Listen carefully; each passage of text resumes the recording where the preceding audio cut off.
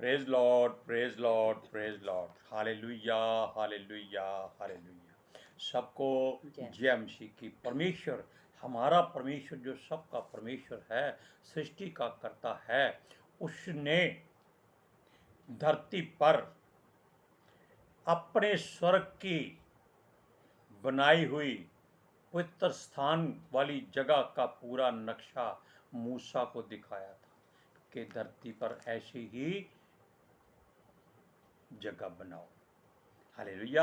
जिसको हम पवित्र स्थान कहते हैं, परमेश्वर का भवन कहते हैं। आज के सुसमाचार के लिए परमेश्वर की बेटी प्रार्थना करेगी।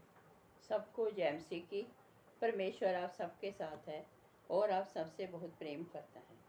Hallelujah, hallelujah. महान परमेश्वर, सर्वशक्तिमान ईश्वर, जमीन आसमान दे मालिक ते खालिक, तुहाडा धन्नवाद, तुहाडा शुक्र करते स्वामी।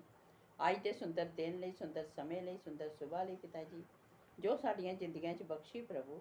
ਖੁਸ਼ੀਆਂ ਤੇ ਆਨੰਦ ਦਾ ਦਿਨ ਬਖਸ਼ਿਆ, ਤੰਦਰੁਸਤੀ ਦਿੱਤੀ ਪਿਤਾ ਜੀ, ਔਰ ਆਪਣੇ ਕਦਮਾਂ 'ਚ ਬੈਠਣ ਲਈ ਆਪਣਾ ਫਜ਼ਲ ਬਖਸ਼ਿਆ ਪ੍ਰਭੂ। ਇਹ ਸਭ ਤੁਹਾਡੀ ਦਇਆ, ਤੁਹਾਡੀ ਕਿਰਪਾ ਮੇਰੇ ਪਿਤਾ ਪਰਮੇਸ਼ਵਰ। ਤੁਹਾਡੀ ਬੇਟੀ ਹਿਰਦੇ ਤੋਂ ਤੁਹਾਡਾ ਧੰਨਵਾਦ, ਤੁਹਾਡਾ ਸ਼ੁਕਰ ਕਰਦੀ स्वामी। ਜੋ ਸੇਵਾ ਬਖਸ਼ੀ ਪ੍ਰਭੂ, ਹਰ ਰੋਜ਼ ਵਚਨ ਦਿੰਦਿਆਂ ਪ੍ਰਚਾਰ ਕਰਨਾ, ਉਸ ਲਈ ਵੀ ਤੁਹਾਡਾ ਧੰਨਵਾਦ, ਤੁਹਾਡਾ ਸ਼ੁਕਰ ਕਰਦੇ ਹਾਂ। ਬੇਨਤੀ ਕਰਦੀ ਪਿਤਾ ਜੀ, ਹੁਣ ਤੁਸੀਂ ਆਪਣੇ ਵਚਨ ਦੇ ਅਨੁਸਾਰ ਸਾਡੇ ਵਿਚਕਾਰ ਆਓ ਔਰ ਵਚਨ ਪੜ੍ਹਨੀ, ਪ੍ਰਚਾਰ ਕਰਨੀ, ਸਾਡਾ ਮੂੰਹ ਬਣ ਕੇ ਬੋਲੋ ਮੇਰੇ ਪਿਤਾ ਜੀ, ਤਾਂ ਕਿ ਤੁਹਾਡਾ ਦਿੱਤਾ ਵਚਨ ਤੁਹਾਡੀ ਇੱਛਾ ਦੇ ਮੁਤਾਬਿਕ ਮੇਰੇ ਪਿਤਾ ਪਰਮੇਸ਼ਵਰ ਦੁਨੀਆ ਦੀ ਸ਼ੋਰ ਤੱਕ ਪਹੁੰਚੇ। ਤੁਹਾਡਾ ਧੰਨਵਾਦ, ਤੁਹਾਡਾ ਸ਼ੁਕਰ ਕਰਦੇ ਹਾਂ ਪ੍ਰਾर्थना सुनने ਲਈ। प्रार्थना प्रभु यीशु के समर्थित पवित्र नाम ਵਿੱਚ ਮੰਗ ਲੈਂਦੇ। आमीन, आमीन।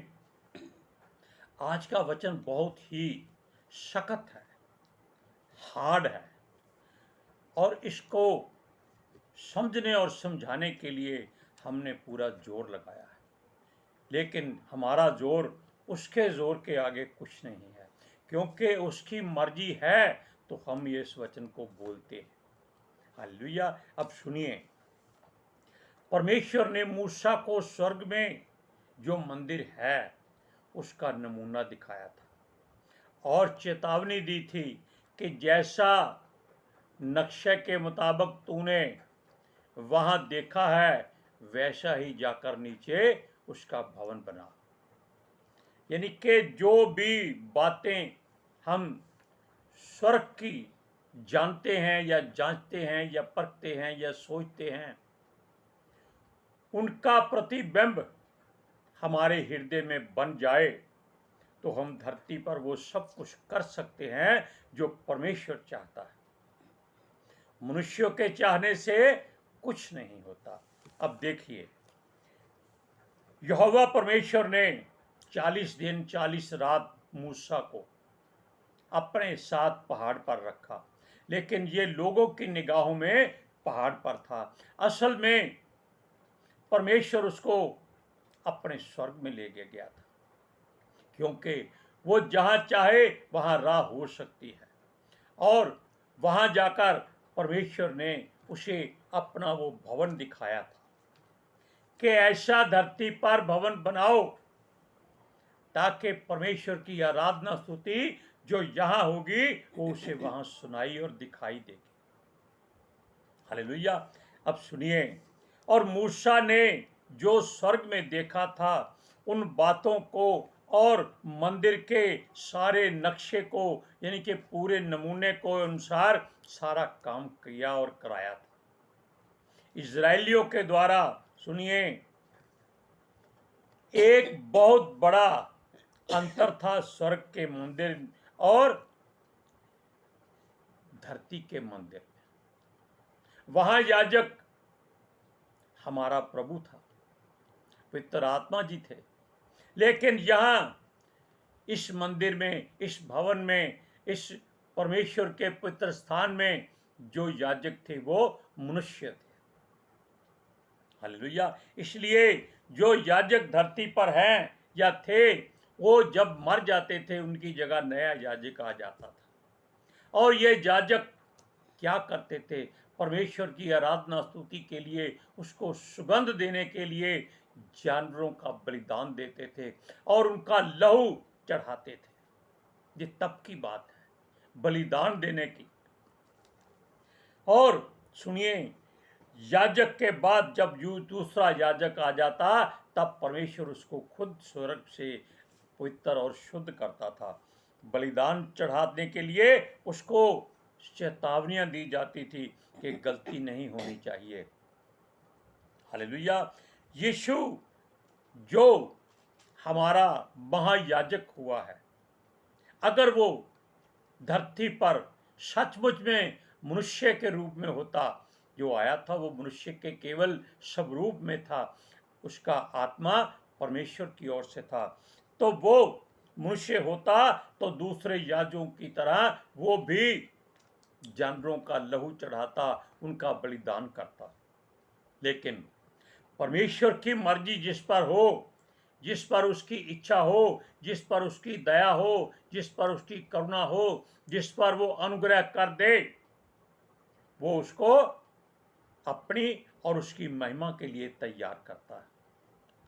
हालेलुया। अब सुनिए, इस रीति से यीशु मसीह एक ऐसे मनुष्य के तुल्य गिना गया जिसका ना माता, ना पिता, ना वंश, ना वंशावली, ना राज्य, कुछ नहीं था। उसका नाम था मल्कीसिदक। ये वो मल्कीसिदक था जो परमेश्वर की ओर से शांति का राजा था, क्योंकि उसके नाम का अर्थ यही है, शांति का राजा, शालोम का राजा। इसीलिए कुछ मसीह लोग सलाम कहते हैं, कुछ शालोम कहते हैं, कुछ जय मसीह कहते हैं, कुछ प्रेज द लॉर्ड कहते हैं, लेकिन हम चाहते हैं कि सब लोग नमस्कार करें, जो सबको पसंद आए। हालेलुया। क्योंकि हमारे भीतर वो सच्चाई नहीं है।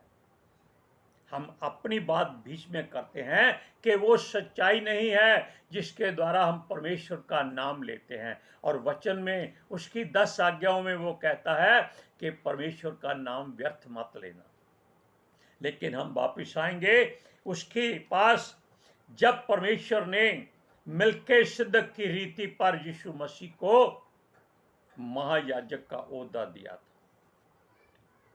हालेलुया। ये वही मल्कीसिदक है जिसने अब्राहम से, जब वो लूत के बैरियों को मारकर सारा कुछ सामान लेकर वापस आया था, लूत का परिवार भी वापस लेके आया था, लूत का है।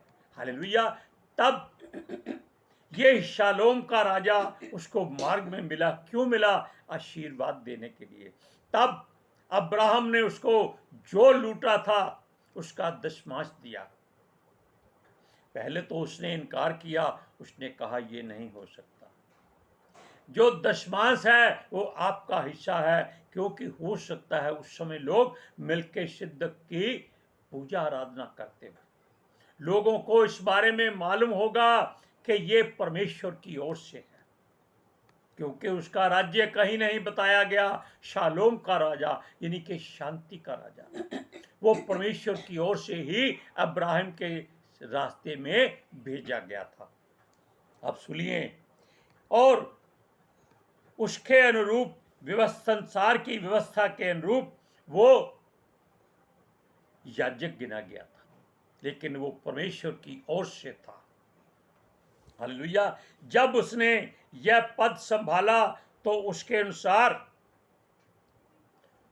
उसने अब्राहम से दशमांश लिया, लेकिन परमेश्वर ने यीशु मसीह को उसकी रीति के अनुसार महायाजक का पद दिया कि यीशु मसीह भी वैसा ही हो, क्योंकि माता पिता संसारिक कोई नहीं है यीशु मसीह के, ना ही शलोम के राजा के थे, मल्कीसिदक के कोई नहीं था, उसका वंशावली कोई नहीं थी, यीशु मसीह की भी वंशावली कोई नहीं थी। लेकिन मल्कीसिदक के बारे में पवित्र शास्त्र में इसके अलावा और कुछ नहीं लिखा गया, ना ही ये लिखा गया है कि वो आया और कब चला गया। हालेलुया। क्योंकि उसको याजक ठहराकर परमेश्वर ने अब्राहम के सामने भेजा था कि देखते हैं कि अब्राहम ने जो लूट हासिल की है वो उसका दशमांश देता है या नहीं देता है। हालेलुया। अब सुनिए, अगर यीशु मसीह धरती पर याजक बनकर आया था तो उसके पास चढ़ाने के लिए कुछ नहीं था। अगर वो मनुष्य के रूप में होता तो वो मनुष्य के रूप में नहीं, परमेश्वर की समानता में था। मनुष्यों के जैसी शक्ल इसलिए थी कि लोग जान ले कि ये परमेश्वर उनके सूरत से जैसा ही है, यानी कि जो मनुष्यों की सूरत है वो परमेश्वर की अपनी सूरत है। उसने मनुष्यों को अपने स्वरूप में बनाया है। हालेलुया। और सुनिए, जब कोई भी याजक उस पवित्र भवन में जाता तो वो जानवरों का लहू चढ़ाता था। अब यीशु मसीह के पास कुछ नहीं था, और तब उसने अपने पवित्र लहू से एक ही बार में बलिदान देकर परमेश्वर और मनुष्यों के बीच में पर्दा फाड़ दिया, ताकि ये दोबारा बार बार लहू चढ़ाने की रीति न रहे। इसको उसने खत्म कर दिया। क्यों? सारी व्यवस्था उसी समय खत्म हो गई। इस बलिदान के चढ़ाने से परमेश्वर के दास जीवित होकर स्वर्ग में चढ़ा और परमेश्वर के सिंहासन पर दैनी और जा बैठा। क्यों? उसने अपना बलिदान चढ़ाया था, लेकिन मिल्कियसेदक ने कोई बलिदान नहीं चढ़ाया था, वो केवल याजक था। अब यीशु मसीह उसकी रीति पर महायाजक बन गया था। अब वचनों को पढ़िए, इब्रानियों की पत्री 8वां अध्याय उसकी 1 से 6 आयत तक। अध्याय ना, अब जो बातें हम कह रहे हैं उनमें से सबसे बड़ी बात यह है कि हमारा ऐसा महायाजक है जो स्वर्ग पर महिमा के सिंहासन पर के दाहिनी ओर बैठा है, और पवित्र स्थान और उस सच्चे तंबू का सेवक हुआ, जिसे किसी मनुष्य ने नहीं वरन प्रभु ने खड़ा किया है। क्योंकि इसमें हर एक महायाजक भेंट और बलिदान चढ़ाने के लिए ठहराया जाता है। इस कारण अवश्य है कि इस महायाजक के पास कुछ चढ़ाने के लिए हो। यदि वह पृथ्वी पर होता तो कभी याजक न होता। इसलिए व्यवस्था के अनुसार भेंट चढ़ाने वाला भी है। वह स्वर्ग में भी वस्तुओं के प्रतिरूप और प्रतिबिंब की सेवा करता है। जैसे जब मूसा तंबू बनाने पर था तो उसे चेतावनी मिली, देख जो नमूना तुझे पहाड़ पर दिखाया गया था उसके अनुसार सब कुछ करना। पर उन याजकों ने बढ़कर याजकों से बढ़कर सेवा यीशु को मिली, क्योंकि वह और भी उत्तम वाचा का मध्यस्थ ठहरा, जो और उस उत्तम प्रतिज्ञाओं के सहारे बांधी गई थी। हालेलुया। अब आप खुद इस वचनों को पढ़कर देखिए, आपको मालूम होगा कि आपका हृदय भी हिल जाएगा। अब सुनिए, पृथ्वी पर तो जो भी देखी हुई वस्तुएं हैं वो आकाश यानी कि स्वर्ग में बनाई हुई वस्तुओं का एक प्रतिबिंब है। हालेलुया। यानी कि केवल उनकी नकल और कॉपी है। हालेलुया। जिनको मूसा ने स्वर्ग में देखा था, परंतु जो मिल्कियसेदक याजक स्वर्ग में से आया था वो शांति का राजा था। उसके बारे में कुछ भी और लिखा नहीं गया, केवल लिखा गया है कि वो शालोम का राजा था। मिल्कियसेदक उसका नाम दिया गया था। हालेलुया। सुनिए, और उसका वंशावली क्या थी ये कोई नहीं जानता, वो कहां से आया था ये कोई नहीं जानता। एक बार ही धरती पर अब्राहम से उसकी जीत के लिए आशीष देने को वो आया था, उसके अलावा और कहीं उसका जिक्र नहीं है। जैसे यीशु मसीह के बारे में हर अध्याय के बीच में कहीं ना कहीं 2 लाइनें लिखी होती हैं। यानी कि यीशु मसीह के बारे में भविष्यवाणियां लिखी होती हैं कि ये लहू बहाएगा, या उसको सिरका पिलाया गया, या उसके वस्त्र बांट लिए गए, या उसके वस्त्रों पर चिट्ठी डाली गई, या उसको कोड़े खाने पड़े, या उसके कोड़े खाने से हम चंगे हुए, या वो आंधी को रोक देता है, पानी को शांत कर देता है। ऐसी बहुत सी बातें यीशु के बारे में हैं। लेकिन मिल्कियदक के बारे में केवल इतना ही है कि जब अब्राहम जीत के आया तो उसके आगे आकर उसने उससे दशमांश लिया, भेंट ली, परंतु वो था परमेश्वर की ओर से, क्योंकि वो केवल अपने नाम के अर्थों के कारण ही जाना जाता था, और परमेश्वर के पुत्र के रूप में भी जाना गया था, क्योंकि उसने कहीं कोई बलिदान नहीं दिया, क्योंकि वो परमेश्वर की ओर से ही आया था। हम उसको कह सकते हैं वो भी परमेश्वर का पुत्र था, लेकिन लिखा नहीं गया कहीं भी, क्योंकि मिल्कियदक की रीति पर यीशु मसीह को महायाजक ठहराया गया। क्यों ठहराया गया, इस बात के लिए हम पवित्र आत्मा जी से विनती करेंगे, लेकिन फिलहाल हम ये सोचते हैं कि वो केवल याजक के रूप में ही आया था। हालेलुया, इससे ज्यादा और कुछ बात नहीं बताई गई। और सुनिए कि वो कब आया और कब चला गया, इसके बारे में कोई जिक्र नहीं। अब सोच लीजिए, हनोक के बारे में लिखा गया है कि वो परमेश्वर के साथ साथ चलता था, इसलिए वो स्वर्ग पर उठा लिया गया, लेकिन कहीं नहीं ये जिक्र है कि वो कब उठाया गया। हालेलुया, और उसके जीवन में क्या क्या घटनाएं घटी वो ज्यादा कुछ नहीं लिखा है। हालेलुया, अब सुनिए, उसने वो जो अब्राहम से दशमांश लेना था, शायद परमेश्वर ने इसीलिए उसको याजक का पद देकर भेजा था। आप वचन पढ़िए, इब्रानियों की पत्री 7वां अध्याय उसकी 1 से 3 आयत तक। जे मलिकिसदेक शलेम का राजा और परम प्रधान परमेश्वर का याजक सर्वदा याजक बना रहता है। जब अब्राहम राजाओं को मार कर लौटा जाता था तो इसी ने उसे भेंट करके उसे आशीष दी। उसी को अब्राहम ने सब वस्तुओं का 10वां अंश भी दिया। ये पहले अपने नाम के अर्थ के अनुसार धर्म का राजा और फिर शलोम अर्थात शांति का राजा है, जिसका ना पिता ना माता ना वंशावली है, जिसके दिनों का ना आदि है और ना जीवन का अंत है, परंतु परमेश्वर के पुत्र के स्वरूप ठहर कर वह सदा के लिए याजक बना रहता है। हमने क्या कहा था कि परमेश्वर के पुत्र के स्वरूप में, यानी कि वो कब आया कब चला गया इसका कोई जिक्र नहीं है।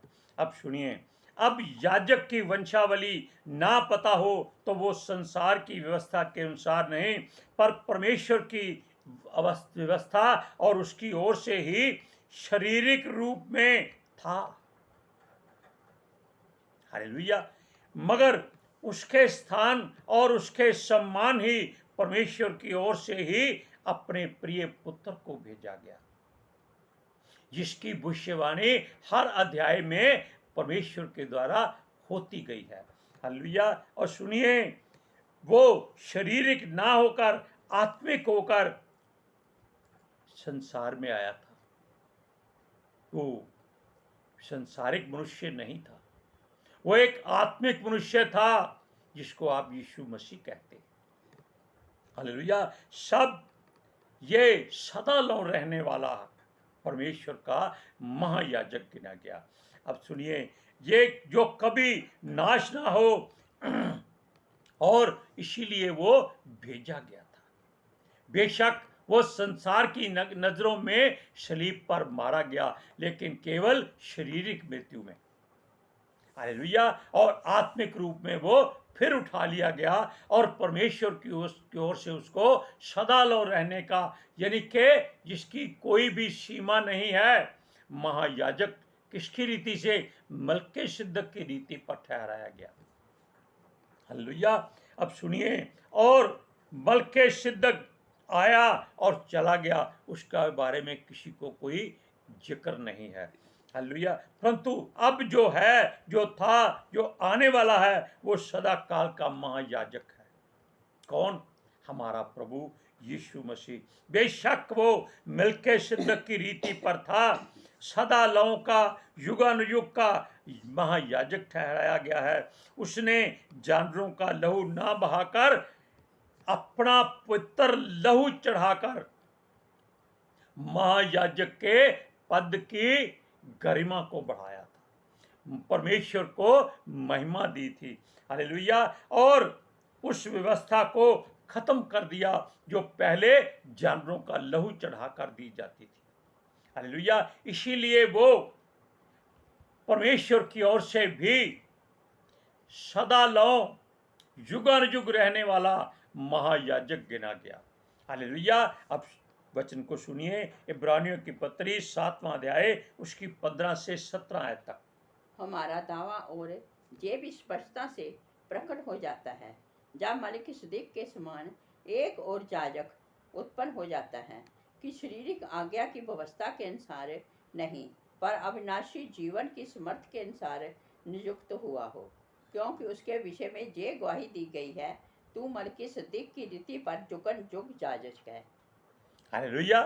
रीति वही है कि परमेश्वर ने मलिकिसदिक को भेजा था, लेकिन किस लिए? अब्राहम को आशीष देने के लिए, क्योंकि उसकी संतान नहीं थी। और यही वजह थी कि यही आशीष के कारण इब्राहिम की संतान हुई और परमेश्वर को अपना पुत्र भेजना पड़ा। हालेलुया। आज के सुसमाचार के लिए परमेश्वर की बेटी प्रार्थना करेगी। Hallelujah. Thank you Jesus, thank you Lord, thank you पितर आत्मा जी। ਤੁਹਾਡਾ ਧੰਨਵਾਦ, ਤੁਹਾਡਾ ਸ਼ੁਕਰ ਕਰਦੇ ਸੁਆਮੀ, ਸਾਡੇ ਵਿਚਕਾਰ ਆਉਣ ਲਈ, ਵਚਨ ਪੜ੍ਹਨੇ 'ਚ, ਪ੍ਰਚਾਰ ਕਰਨੇ 'ਚ, ਸਾਡਾ ਮੂੰਹ ਬਣ ਕੇ ਬੋਲਣ ਲਈ ਪਿਤਾ ਜੀ। ਤੁਹਾਡੀ ਬੇਟੀ ਹਿਰਦੇ ਤੋਂ ਤੁਹਾਡਾ ਧੰਨਵਾਦ, ਤੁਹਾਡਾ ਸ਼ੁਕਰ ਕਰਦੀ ਸੁਆਮੀ। ਸੱਚਮੁੱਚ ਖੁਦਾ ਤੁਹਾਡਾ ਦਿੱਤਾ ਵਚਨ ਤੁਹਾਡੀ ਇੱਛਾ ਦੇ ਮੁਤਾबिक ਮੇਰੇ ਪਿਤਾ ਪਰਮੇਸ਼ਵਰ ਦੁਨੀਆ ਦੀ ਸ਼ੋਰ ਤੱਕ ਪਹੁੰਚੇ, ਲੋਕ ਸੁਣਨ ਔਰ ਸੱਚਾਈ ਨੂੰ ਜਾਣਨ ਔਰ ਸੱਚਾਈ ਉਹਨਾਂ ਨੂੰ ਆਜ਼ਾਦ ਕਰੇ ਪਿਤਾ ਜੀ। ਮੈਂ ਤੁਹਾਡਾ ਧੰਨਵਾਦ, ਤੁਹਾਡਾ ਸ਼ੁਕਰ ਕਰਦੀ ਸੁਆਮੀ। और तुहाडे बच्चे हमेशा तुहाडी शांति और तुहाडे अनुग्रह विच बने रहें। आमीन। आमीन। हालेलुया। सबको जय मसीह। जय मसीह की।